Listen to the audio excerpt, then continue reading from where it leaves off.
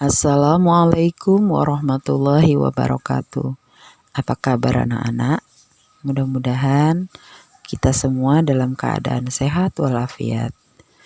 Pada hari ini kita akan belajar tematik muatan IPS, yaitu sikap kepahlawanan Pangeran Diponegoro. Kita mulai pelajaran hari ini dengan membaca basmalah. Bismillahirrahmanirrahim. Anak-anak, Pangeran Diponegoro lahir di Yogyakarta pada tanggal 11 November tahun 1785 dengan nama Raden Mas Ontowiryo. Ayahnya adalah seorang Raja Mataram, yaitu Hamengkubuwono III. Ibunya adalah seorang selir kerajaan yang bernama Raden Ayu Mangkarawati. Sejak kecil, Pangeran Diponegoro tidak tertarik tinggal di lingkungan kerajaan. Beliau lebih tertarik dengan hal-hal keagamaan dan lebih senang berteman dengan rakyat biasa. Anak-anak, saat penjajah Belanda berkuasa di Jawa, banyak rakyat menderita.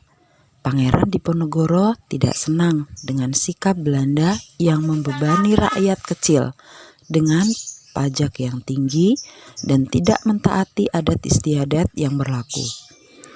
Hal ini membuat Pangeran Diponegoro menentang penjajah Belanda. Pada tahun 1825 terjadilah perang antara Pangeran Diponegoro dan penjajah Belanda, yang dikenal dengan nama Perang Diponegoro.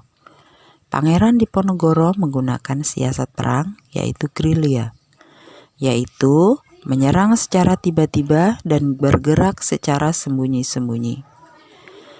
Perang ini akhirnya dimenangkan oleh Pangeran Diponegoro beserta pasukannya. Anak-anak, berbagai macam cara dilakukan oleh Belanda untuk menghentikan perang, seperti berdamai dengan Pangeran Diponegoro, tetapi tetap ditolaknya. Pihak Belanda pun tidak putus asa. Mereka lalu mengadakan sayembara untuk menangkap Pangeran Diponegoro.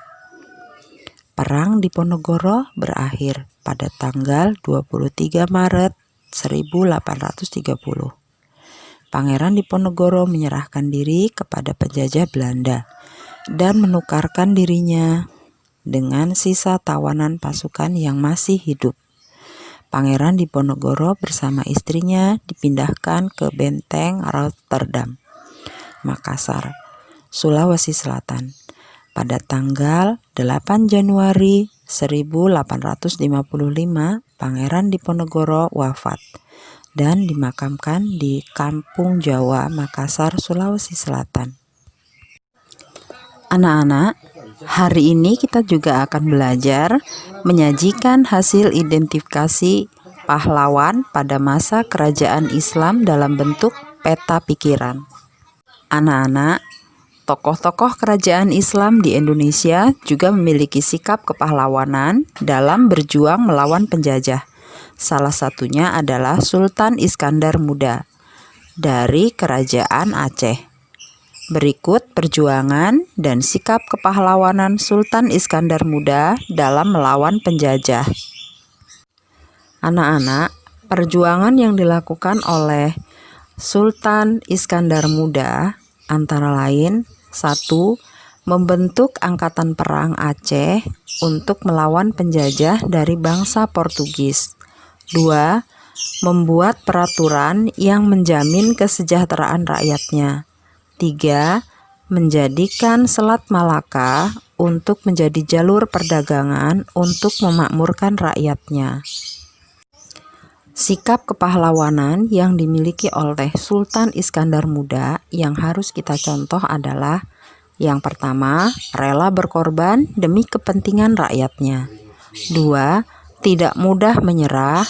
3. Berani melawan penjajah. 4. Disiplin. 5. Bekerja keras. 6. Mencintai tanah air.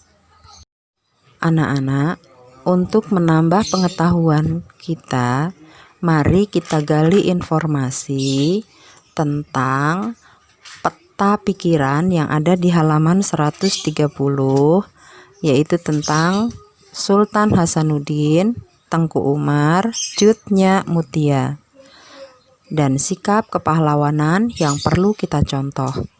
Mudah-mudahan kita bisa mengambil pelajaran yang berharga dari para pahlawan. Demikian pelajaran kita hari ini. Mudah-mudahan kita bisa mengambil pelajaran.